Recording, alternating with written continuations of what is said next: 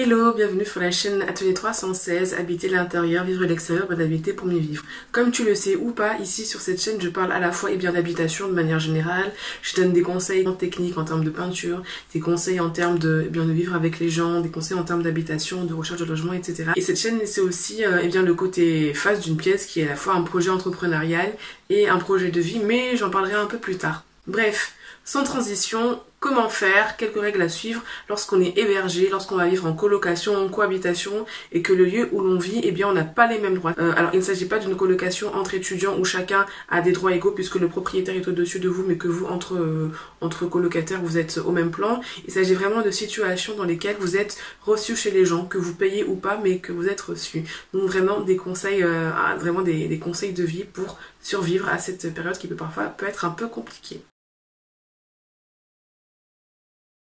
Ne faites pas comme chez vous. Souvent les gens vont vous dire fais comme chez toi, mets-toi à l'aise, mais moi je vous dis ne faites surtout pas ça. Quand vous allez chez les gens, faites plutôt comme chez eux. Quand vous allez chez votre meilleur ami, chez votre meilleure copine, chez votre famille, chez votre collègue du boulot, etc., que vous allez y vivre un moment, surtout vous faites comme chez eux.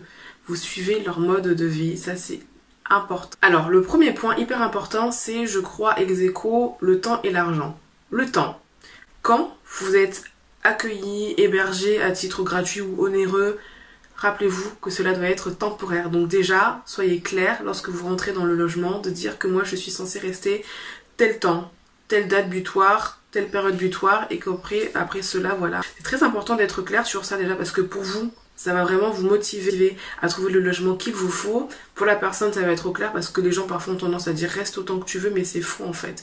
Au bout d'un moment, quand on vit chez les gens, c'est pas facile. Après, ça dépend des personnalités. On a des personnes qui peuvent, chez qui vous pouvez rester toute leur vie, il n'y a pas de problème, mais c'est quand même assez rare. Donc, c'est important que vous ne fassiez pas du squattage, entre guillemets, un petit peu, de manière implicite, mais qu'au contraire, vous-même dans votre tête, vous êtes au clair avec vous-même, que vous êtes motivé à trouver autre chose parce que je rappelle qu'être hébergé est une solution temporaire. L'appartement ne vous appartient pas, le logement ne vous appartient pas, donc vous n'êtes pas censé rester ici comme ça, comme une énième personne qui n'était pas, entre guillemets, inclus dans le contrat de base. Et puis en plus, pour la personne, c'est important qu'elle sache un petit peu combien de temps elle devra s'adapter, faire de la place, etc. Et surtout ne pas se retrouver dans une situation où finalement elle se sent gênée de votre présence. Ça marche dans les deux sens. Donc le temps, c'est important, une durée claire. Et d'ailleurs, moi, c'est un conseil que je donne, n'hésitez pas à avoir un plan B. Alors, je vous invite d'ailleurs à regarder ma vidéo sur une story time un peu particulière. Ce qui a été important, c'est que dès le départ, j'ai dit, je suis censée rester 2 semaines, éventuellement peut-être un mois si jamais j'ai pas eu le logement. Est-ce que t'es ok? Ça a été ok. Après bon, c'était pas hyper bien fini, mais c'est pas grave, c'est pas la fin du monde. Donc moi, vraiment, ce qui a été important, c'est de donner une durée claire et surtout d'avoir un plan B parce que vraiment, tenez-vous à la durée. Si vous sentez que ça va déborder, soit vous en parlez calmement avec la personne et la personne va être ok, écoute, on peut prolonger le temps de ton séjour, de ton hébergement. Soit vous avez déjà un plan B parce que vraiment, je trouve qu'il n'y a rien de pire dans la vie que de durer, de laisser traîner les choses ou de pas trouver de solution et surtout ne soyez pas bloqués pour ça parce qu'il faudrait pas que vous soyez en situation entre guillemets de squattage et ni non plus à vous mettre le feu entre guillemets aux fesses pour partir à tout prix. Vraiment parlez-en, c'est important la transparence dès le départ. Deuxième point, ou plutôt premier point ex aequo, c'est l'argent. Alors la plupart des personnes peuvent vous dire non, ne paye pas, ne contribue pas, c'est pas très grave. Si. Toujours une participation matérielle et ou pécuniaire. Alors, à savoir qu'il y a des personnes qui par exemple ne veulent pas d'argent en propre. Dans ce cas-là, n'hésitez pas à aller soit aller faire les courses seul, soit aller faire les courses avec la personne. Laissez la personne choisir les courses, mais vous par contre faites votre part et payez les courses, contribuez. Je vous invite vraiment lorsque vous partez à laisser un petit billet quelque part, c'est hyper important parce que déjà sinon on va parler sur vous et puis surtout avant même votre réputation, n'oubliez pas que quand vous êtes hébergé chez les gens, que ce soit à titre gratuit ou onéreux, vous dépensez des flux, vous dépensez de l'eau, de l'électricité, des produits ménagers, que vous le voulez ou pas, parfois même de la nourriture, parce qu'en général, il y a de la nourriture qui est mise à disposition, comme des petits fruits, des légumes, etc. Donc c'est vraiment important de ne pas être un pic-assiette, de ne pas être en mode je m'en fous, je fais rien, etc. Au moins une petite participation financière et ou matérielle, comme je disais, en contribuant par exemple à faire les courses. Sachant qu'il y a des personnes qui aiment faire les courses toutes seules et qui ne veulent pas qu'on les dérange, donc dans ce cas-là, laissez un billet quand vous partez. Alors je reviens sur la durée et j'insiste vraiment, surtout continuez à chercher de votre côté un hébergement, un logement, votre logement, le logement dont vous avez besoin.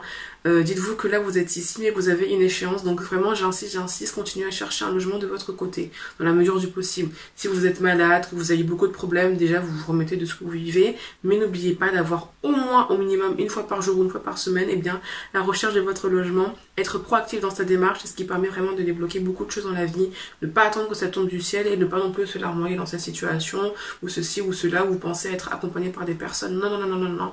Il faut se remuer le popotin, comme dirait, je crois, Christina Cordula.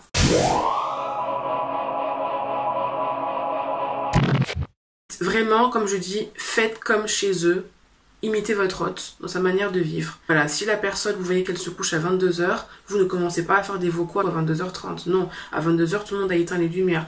Fondez-vous entre guillemets dans la masse. Ensuite, les tâches ménagères. Ça, c'est hyper important de participer au quotidien de la vie et bien de l'hébergement. Vous pouvez pas être ici et ne rien faire.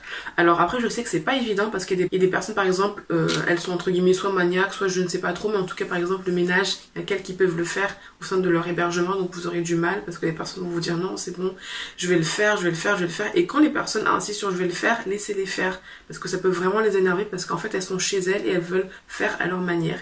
Pareil pour la nourriture, il y a des personnes, alors je sais pas si elles ont peur que vous jetez un sort ou je sais pas quoi, ou que vous fassiez mal à la cuisine, mais il y a des personnes, vous pouvez être le meilleur gourmet de la terre, il y a quelques qui font la cuisine, qu'elles vont manger après. Donc si les personnes, vous voyez qu'elles ne mangent pas trop votre nourriture, qui a beau être excellente, et bien plutôt que de faire le cuisinier, improvisez-vous et bien un commis de cuisine, faites la vaisselle, ça c'est hyper important, on fait la vaisselle, c'est le minimum, on débarrasse la table, les personnes vont jamais dire vraiment non en fait, ça c'est toujours très important de participer un minimum aux tâches ménagères.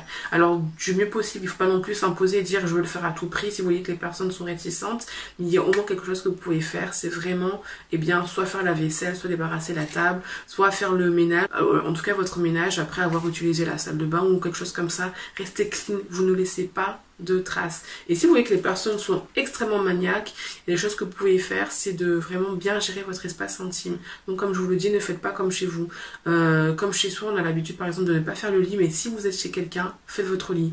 Même si la personne n'a peut-être pas forcément rentré dans votre chambre ou dans l'espace qu'elle vous prête, faites votre lit. Vraiment, soyez propre. On se laisse aller, j'aurais plutôt autant si la personne a un petit peu du laisser aller, chill et tout, c'est pas très grave. Et franchement, même si vous êtes tombé sur quelqu'un qui est un petit peu chill, relax et tout, moi je vous invite vraiment eh bien, à faire le contraire, à être organisé, à être rangé, c'est hyper important.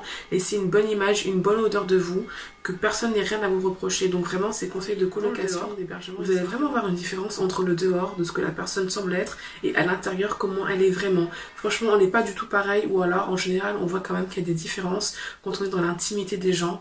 Eh bien, la manière de vivre, la manière de parler, la manière de se sentir à l'aise. En fait, quand on est chez soi, on est vraiment dans une intimité.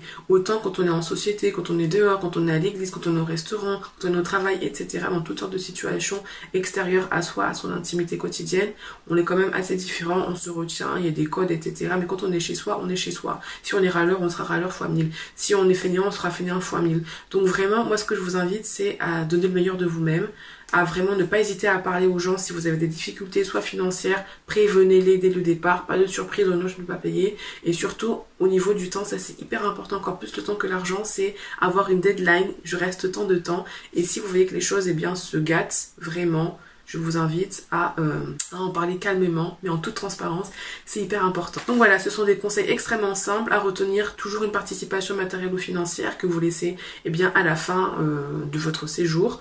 Participer du mieux possible aux tâches ménagères, sachant qu'il faut s'adapter aux personnes. Certaines personnes sont extrêmement maniaques, elles aiment faire les choses elles-mêmes, et ça c'est quelque chose qu'il faut savoir gérer. Il ne faut pas, c'est vraiment important de prendre en compte les habitudes de la personne, de faire votre part sans trop en faire, sans trop non plus être envahissant. Il faut des fois vouloir bien faire, on en fait trop et ça c'est pas bon du tout. J'espère que cette vidéo t'a intéressé, qu'elle a vraiment donné des conseils, et si tu hésitais à faire certaines choses, eh bien n'hésite pas à me laisser en commentaire des questions, des remarques, etc.